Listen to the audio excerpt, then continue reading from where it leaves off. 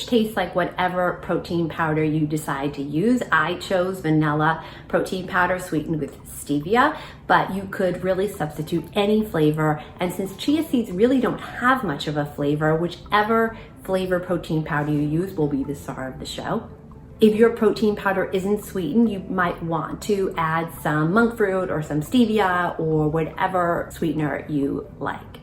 This vanilla protein pudding is sugar-free, gluten-free, paleo, keto, vegan, and low carb. And of course, it's no bake. You just mix the 3 ingredients, shake it twice, put it in the refrigerator to wait for the chia to turn the milk into pudding, and voila, you have your vanilla protein pudding for breakfast or anytime treat. Chia seeds are so healthy. They are full of omega-3s, which are of course anti-inflammatory, and they're high in protein, they're high in fiber, all of which keep you full and satisfied so that you can avoid eating any of the bad stuff and feel really good. You could substitute the almond milk for oat milk or coconut milk or any other plant-based milk that you like. You could also add pretty much any type of fruit or nuts as a topping and really have fun with it and be creative.